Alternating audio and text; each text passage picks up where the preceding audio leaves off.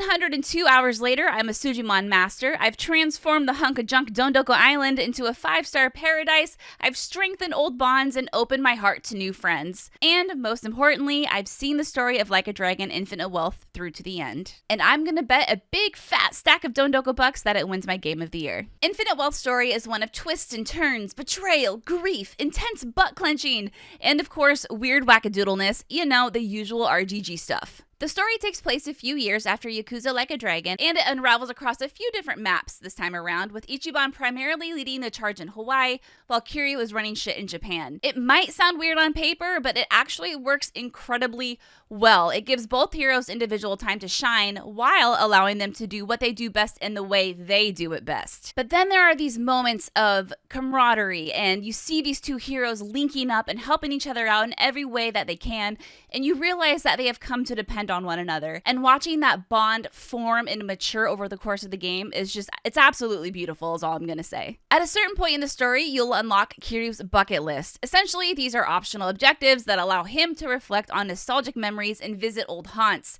And these moments are beautiful, they're heartwarming, but they can be somber as fuck. So be warned, if you're an emotional fool like me, they will wreck you. But it's a nice, beautiful wreck. It feels good to get wrecked this way. But seriously, the narrative payoff here for longtime fans is so incredible and so appreciated. But even if all you're familiar with is Ichiban's adventures in Yakuza Like a Dragon, don't worry, there's lots of fun payoff waiting for you as well. And the game does do a good job at providing context during Kiryu's main moments. Hawaii is a literal playground with no shortage of activities, and some of my favorite marathon sessions were the ones where I had no particular goal in mind and just wandered. Maybe I'd beef up my Aloha links, find crafting materials, or snap photos for the photo rally. Or if I was in the mood for something more stimulating, I could snap pics of half-naked thrusting sickos, make my way to the strip club, or try my online dating luck and mismatch. Damn catfishes. The two mini games that absolutely stole my heart, however, were Dondoko Island and Sujimon.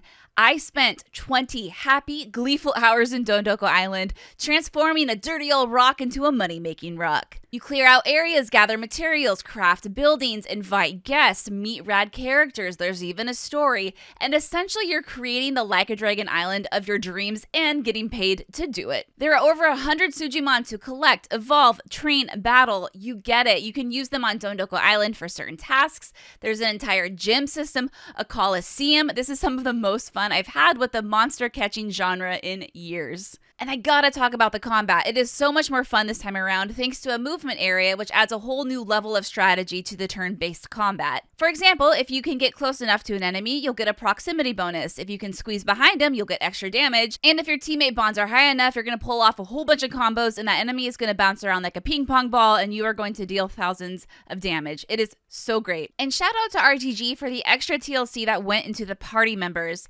They were great in Like a Dragon, but in Infinite Wealth, I feel like I really got to know them thanks to all of the different ways I can interact with them. There are the walk and talks throughout the city, drink links in the corresponding mini missions, there's bonus combos and bonus scenes. This was a much needed improvement, and I'm so happy to say they nailed it. The dungeons are still a little on the side, and that repetitive audio track is still a thing that exists, but thankfully, there's a new MP3 feature that lets you listen to some familiar bops whenever you want. And let me say, nothing hits quite like Kiryu strumming around Kamurocho to Persona 4's Heartbeat Heartbreak. There are new collectibles and exchangeables exclusive to the dungeons, which really helped incentivize me to hit them up more often. And thanks to that Smackdown feature, you can mow through the dungeons and their punk-ass enemies without breaking a sweat. Every expectation I had for this game was blown out of the water. I laughed, I cried, I cheered, but I also reminisced and I reflected and I thought about my own life and the lives of those around me. The emotional roller coaster of Kiryu and Ichiban's story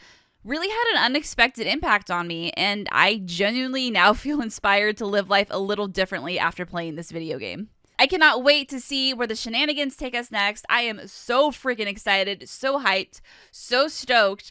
After y'all play it, hit me up with your theories because I am dying to talk to people about this. I hope you enjoy this game as much as I did.